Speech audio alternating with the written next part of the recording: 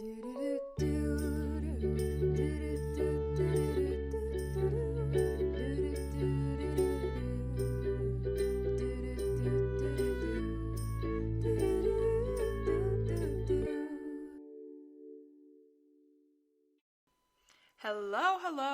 Welcome back to my podcast, second episode, which is exciting. I've actually already recorded 3 more episodes, but they're all interviews with other people, and I can't post them until I've recorded my second episode by myself, and anyway, yada. I'm trying to have a little structure here, but we'll see what happens. So anyway, what to expect for today, the story behind the jingle, talking to people, getting to know more people, what that means and why it matters. And then also a quick little shout out to my little brother and sister. Oh man, a little teary-eyed. My brother left a review on Apple Podcast and it made me tear up, and their support means everything to me.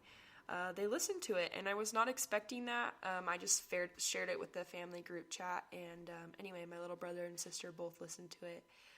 So that was just so cute, and it meant a lot to me. So I just want to shout them out and tell them thank you for the support, as well as everyone else who immediately jumps on and listens. It just means the world. I mean, I could start listing off names, but that would take a while. So anyway, thank you so much for listening. So anyway, to get started, the story behind the jingle. This is not a little embarrassing. This is very embarrassing. But I actually, came up with the song, wrote the song when I was younger. And my sister to this day will probably say, no, I came up with that tune and you stole it. But my memory doesn't say that. My memory says that I came up with it. I remember I'm swinging in the backyard on our little play set. And I remember looking at the sky and being like, I want to know why the sky's blue, and I want to know why the grass is green. I was always a very curious child, still am very curious. But my sister says she came up with it, and then I stole it from her. To be fair, I did add stuff to it afterwards, so then that is all mine. But you only hear really the first little part of the melody. But anyway, I have something to show you. It's so embarrassing, but I'm going to show it to you anyway. So hopefully it just makes you smile and doesn't make you want to turn it off immediately. So here it is. I created this song when I was young. I haven't really finished it until now, so here it is. It's called I Want to Know Why. Na na na na na na na na na na na na na na na na. So that's extremely embarrassing, but there it is. I actually found that little voice memo from May of 2017, which is just crazy. And then I wrote it before that, or came up with it, or Amara did, or whatever. Amara's my little sister. It was just, anyway, I just couldn't stop laughing, and I was trying to come up with this story, and I had no idea, jingle, and I had no idea what kind of vibe I wanted, since this was starting off the episode and ending the episode. So I didn't know, what sound I wanted, and so my roommate and I were thinking about it and didn't really know, and so it took a couple days, maybe even a week before I was like, oh my goodness, and I was actually singing in the shower, and I thought about this song and was just kind of humming it, and I was like, oh my goodness, this is it. And so I showed my roommate and was like, what do you think? And she's like, oh, it's so cute. And then she recorded this all by herself, and just showed me the tune, and I was like, I love it. And then I'm funny, and I'm like, so you change it to do, because "na" is ugly, right? And she was like, yeah. I'm like, okay, fair enough. Good thing you're the music person, because I probably wouldn't have thought about that. So anyway, and then we ended up working on it together, so I helped her. She definitely did not need me there, but I helped her push record, and she played the ukulele and then sang to it. She did 2 different things. So she played the ukulele first and then added another track and then sang. And then we played around with it for hours and hours. And actually, we played around with it for several days, over a span of several days, spending an hour or 2 here. And then one day we just sat down and we finished it, but we added all these different instruments, and we took away instruments, and was like, what sounds good? What do we like? And so anyway, she wrote all of the little notes to it. She has this $200 program that she used, and she has a little keyboard that plugs into her computer that she can like play notes on, and then she can change the instrument on the program. So that was really cool. So we were trying to think of something to hold like the harmony, which is the da. Anyway, I don't want to sing it right now because that's just embarrassing. But the clarinet has the harmony in it. And first we were thinking maybe a flute or a violin or a cello. And it just, none of it sounded right. And then I was like, oh my goodness, I played clarinet for a semester my 7th grade year. And so we should do a clarinet because it's kind of part of my story. And she was like, yeah, cool. So we pulled it up and it actually sounded really good. So we kept that. So the clarinet's in there. Synthetic, of course, but it is in there. And then there is a ukulele, which she actually plays that. A bass, and that is like barely noticeable, but it's just enough where it's there that it makes it better and enhances it. And then there's a maraca. My other roommate suggested that, and it was a genius idea. And then my roommate is singing. And then I sent this little clip, this little jingle to a few people, and they were like, that sounds so good, you sound so good. And I'm like, shoot, I am not the one singing. And so I talked to my roommate and was like, what if we just try having me sing? Like maybe it will sound good, I don't know. Probably not though. But can we try? And she was like, yeah, of course. And I am not kidding you when I say we spent at least 2 hours trying to get me to sing it. Like I probably took at least 30 takes, and none of them, I didn't like any of them. I tried do, I tried law, I tried connecting the notes, I tried singing along with her, I tried singing without her, I tried humming, I tried everything under the sky. Like I tried everything. And none of them sounded as good as she did. And at the same time, I was thinking, you know what? It doesn't matter if I'm in there or not because I helped create it and this is my podcast. And so, I don't need to be part of the jingle. And so, anyway, before I decided that though, I had the idea to hum another harmony, and then we recorded that. So I have another clip, but it is so quiet because we turned me down, so I'm barely there. Just so that I could say I was in it. But I sent both of them to a few more people again and said, tell me which one you like better. And almost everyone was like, I don't know if there's a difference, but if I had to pick, then I'd pick this one. And every time they picked the one without me humming. So I was like, you know what? I just need to give this up and just, accept what I have, which is just so ridiculously good. I mean, it's professionally produced. Who is lucky enough to get that? It's incredible. And so anyway, I just feel so grateful that my roommate was patient enough with me because, man, I keep yawning. Because she was just extremely patient with me, because I was a mess and I was super hard on myself. So I was like, nope, that doesn't sound good again. But anyway, I think it was good though, because it made me extremely grateful for my roommate, and she just has such a beautiful voice. And so I just feel honored for her to be in that intro. And the wonderful thing is I'm going to keep that forever and ever. And so she'll just forever be part of my podcast, which I think is super cool and super fun. So anyway, she was just amazing. She actually just listened to the voice memo and then created the melody off of that. And it sounds amazing. And then she came up with the chords and everything. So yeah, she's just amazing, honestly. Don't mind me yawning over here. I don't know if you can hear it or not, but there definitely is a break in sound. So I guess that's the realistic part of this. I haven't figured out how to edit this, so I've just been recording. But I don't know. Maybe one day I'll be like, maybe I can edit the yawns out, but for now it doesn't really matter. Okay, so the next part of talking this little episode is getting to know people. I've been thinking about this a lot.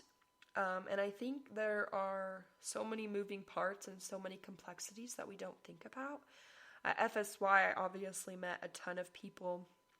And one of the cool things that I thought about while I was there is that the more people you know, the more people there are to love. And sometimes, which most times, honestly, the more people you know, the more people can love you. The more people have the opportunity to get to know you and love you. And so, honestly, it's just such a great idea to get to know more people. And one thing that I was thinking about is getting to know more people doesn't mean you love the people you know any less. Like getting to know a new best friend doesn't mean I love my best friend any less. There's just more love in my heart. So anyway, I think that's really cool, especially with the youth. Like I got to know over, 180 youth this last summer, and like loving the Next Week kids didn't take away from my love I had for the week prior. So anyway, and then additionally, another kind of complex thing that a lot of people don't think about, and a friend told me this recently, that it's hard to hate someone when you know them well. It's hard to hate someone you know up close, or it's hard not to love someone. Maybe hate is a strong word, but it's hard not to love them, or it's hard not to hate someone when you know them, because based off of first impressions or second or third or fourth, we may think one thing, but then when we actually get to know them, we realize that they have a story that makes them who they are and makes them so much more lovable. And so anyway, I have an experience with that. I have this person, so I'm in this group therapy class for psychology because I'm a psych major. It's called Human Relations in Group Dynamics, and it has been absolutely life-changing in a way I can't even begin to explain. And honestly, I want to save that for a different episode because there's just so much I could say about that class. But anyway, there's someone in that class, and for privacy's sake, I'm going to change his name to John. Hopefully he's okay with that. But John is in my group therapy class, and then we also have statistics and psychology together. And in our group class, one of our first assignments was filling out this first impression list on Google Docs. And I've used Google Docs a ton, and so I knew that you could see who wrote what based on checking who edited what. But they thought, the TA and the professor thought, that no one could see who wrote whose. So it was supposed to be anonymous. But then, curiosity killed the cat, and curiosity killed Kyra. Not really. But I went on and I just read through what people were saying about me. And one of the comments was kind of hurtful, might be the best word. It made me a little frustrated. And honestly, I felt a little shame because I had wondered if I had shared something different in group, maybe, that person wouldn't have said anything. So kind of back up to kind of give a little bit more context. The first 2 weeks of that class, we spent time going over two traits about ourselves, and we would explain something vulnerable. And so I kind of wanted to go the non-popular route, or the road less traveled. And so rather than sharing something negative about my life or something vulnerable that was negative, I decided to go more the positive route. And I ended up talking about FSY and just like stuff I had learned. And I tried to mention a few things that weren't like super positive and bright to be realistic. But I definitely came across as very churchy and very Mormon-y and very positive. And looking back, I regret doing that, not because I'm ashamed of who I am or what I learned from FSY, but because it didn't really express who I was in a way that was probably best for group at the beginning. And so I was probably the only one who did that assignment maybe wrong, because when I shared, I decided to talk about positive stuff that might be vulnerable, but not as much as explaining something that was really hard in my life that made me who I am. So anyway, when I read this comment by this person, I felt a little shamed that I hadn't shared something else. And then I did take the approach that I did. I won't read the comment all in all, but basically it said, churchy. This person said, Kyra is churchy and I'm going to need patience with her. And it just, I don't know, it kind of, honestly, the first thing I thought was, well, this person did not listen to the assignment instructions, because I thought we were supposed to put positive stuff. But now, looking back, I think we were actually supposed to put our, normal impression. So maybe I was completely wrong on that. But anyway, so obviously I was hurt by that. And then I already said that I could find out who wrote what. And so I went on there, probably shouldn't have done that, but I went on there and I saw who wrote it. And it made sense because he had mentioned something about having a hard time with like church and religion, and so I wasn't like completely shocked, but I did feel bad, and part of me was a little irritated, but I think most of me was just hurt, because I don't want to be known as just churchy. I want to be known as someone, with all the different aspects and qualities, as well as that, as well as my spirituality. But anyway, the reason I'm sharing this story is because through a series of different experiences and a little conflict we had in statistics, he is now probably one of my favorite people in group. Like, he is actually my favorite, if not, like, one of my favorites, if not my favorite person in group. He is so real and so wise, and he is just, man, he is so smart. And we have statistics together, and so I have worked with him a little bit on our stuff, and we've studied together, and he's just incredible. He's amazing, and it kind of goes to show, like, it's hard to hate someone, which I don't think I ever hated him. It was more just sadness, I think. But it's hard not to love someone, or it's hard not to respect someone when you know them up close, and as he shared more and more stuff, I've just felt so connected to him, and his family life and my family life are actually really similar, and so there's been a lot to connect with him on that. And anyway, he is married and has 2 kids, and so it's been fun to learn about that as well. He sounds like such an amazing dad. But anyway, it's just been incredible. Our friendship is probably one of the most valuable things I've gotten from group, and I never would have thought that would have happened prior to everything changing. What happened in statistics is we ended up getting put in a group together with 2 other people. So there's a group of 4 to work on this lab project, and we were working on it, and there was just a miscommunication about stuff, and so I felt a little bit irritated, and I'm sure he felt a little conflicted and irritated, and there was just a lot of tension going on. And so one day in group, we addressed it, and man, that was hard. I think one of the most vulnerable things for me is confrontation. I just hate confrontation. I hate not getting along with people. I hate, having things not be breezy and dandy and loving, and so confrontation is just so incredibly difficult for me. But he was so patient and was like, what can I do, to be better so we won't, have miscommunications. Because I think I was a little bit more hurt, and not for any, particular reason, but it was just hard to communicate a little bit. And, we had this really open and honest discussion, and at first it was really hard, and I was like, I don't want to say this because I don't want to say something, that would hurt his feelings, because that would make me feel worse. But anyway, he was like, no, I really want to, do better so that we can communicate better and not have any problems. And so the group helped me open up. They were like, come on, Kyra, it's okay to be honest.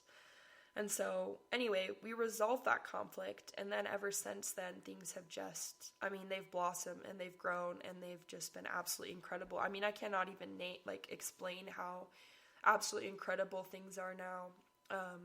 We spent just 2 hours the other day working on a take-home exam that we could work with friends, so we weren't cheating. The professor encouraged us to work with other people and check answers and stuff, but we spent 2 hours just working on this take-home exam. and we both did great on it. And he was really appreciative that we got to work together, and so he was like, hey, if you ever need anything, let me know. And I was like, okay, I probably won't, but thank you for the offer. And then I was like, actually, I kind of want to tell our story a little bit on a podcast episode. Are you okay with that? And he was like, oh yeah, go for it, and send me the link after. And so anyway, I don't know if you can tell, but there's just been this huge change, and I think the fact that it wasn't perfect and we didn't vibe right up front makes our friendship so much more valuable, and the progression has just been so amazing and wonderful and meaningful to watch and be part of. And so anyway, there's so much more to that story, but there was a time that I shared in group recently and was feeling really, really vulnerable because class had ended and I didn't really get a finish saying like what I was trying to say. And he texted me afterwards because we have each other's number for stats. And he was like, hey, I totally get what you were saying. I relate. And like, it was really brave for you to open up like you did. And that just helped me so much. And I never would have thought at the beginning of the semester that his words would have comforted me the very most. But yeah, it was just incredible. And so it's hard not to respect someone. It's hard not to love someone. It's hard to hate someone when you know them well. And I have just gotten to know that more and more. I don't know if it's the case always, but it's just wonderful. So the word of the day today is, I know this is a weird segue, but the word of the day is discordant. And it means in disagreement, at variance, at odds, disagreeing, differing, divergent, contradictory, contrary, in conflict, opposite, opposed, clashing, compatible, inconsistent, and so on. And so our relationship was definitely discordant. We were discordant. We weren't really super agreeing on things. And now it is just absolutely wonderful and amazing. And so, anyway, discordant is the word for today. It means in disagreement and so on. And so I would encourage you to work on decreasing I wanted to say discordancy, but I have no idea if that's a word. Increase the level of discordant. No, I can't speak English anymore. Anyway, you know what I'm trying to say. Make your relationships better. Increase the peace. Decrease the clashing, the conflict, because it's so much better to have a life where you are harmonious with people, but also be patient with yourself when you aren't getting along with someone, because that just means there's so much room to grow. So anyway, the quote of the day is about embracing being broken. And I think that kind of goes along with embracing not getting along with people at first, or embracing not being the person that you want to be at that time. And so this is the quote. And I'll talk a little bit more about where this quote came from in a different episode. But the quote comes from a book called Just Mercy by Brian Stevenson. And it is such a good book. Man, I recommend it. But then I also want to say that it's very emotionally heavy and thought-provoking. So if you do read it, prepare to have a weight that you didn't really expect, because it is very emotionally heavy. But anyway, the quote is, Tom Merton said, "We are bodies of broken bones. I guess I'd always known, but never fully considered that being broken is what makes us human. We all have our reasons. Sometimes we are fractured by the choices we make.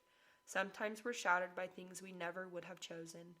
But our brokenness is also the source of our common humanity, the basis for our shared search for comfort, meaning, and healing. Our shared vulnerability and imperfection nurtures and sustains our capacity for compassion." I'm going to say that part again because it blows my mind. Our shared vulnerability and imperfection nurtures and sustains our capacity for compassion. We have a choice. We can embrace our humanness, which means embracing our broken natures and the compassion that remains our best hope for healing. Or we can deny our brokenness, forswear compassion, and as a result, deny our own humanity. That's the end of the quote. Anyway, I feel like that's related to what I shared today about getting to know people and being broken. And then once again, sharing our vulnerability and our imperfection, it nurtures and it sustains our capacity for compassion and our capacity to love others and our capacity to grow and become better people. And so anyway, I just wanted to share that. If there's someone in your life that you just don't quite get along with, or if there's someone in your life that there's a little conflict or clash, or now I need to look up if discordancy is a word, but if a relationship is discordant, there we go, I got it, guys. If a relationship is discordant, give it time. Maybe it'll work out and maybe it won't, but I do encourage you not to give up on it and to be patient, because it could become one of the most beautiful and meaningful relationships that you have. So anyway, I am so grateful for this episode and to share that with you today. Like I said, I've already recorded 3 other episodes and I've just had a hard time sitting down and recording one by myself, but I did it. Woohoo! What to expect coming up. Like I said, I've interviewed people, and so there's a new segment that I'm going to do, FSY interviews. I'm thinking of posting twice a week, doing one just to sit down with me, and then another episode with an FSY counselor, and they are so good and so funny and so interesting. So I am so excited to share those with you. But nevertheless, thank you for listening today. Embrace imperfection, find meaning, satisfaction, and joy from the journey. I'm Kyra, and this is Imperfectly Broken, the podcast.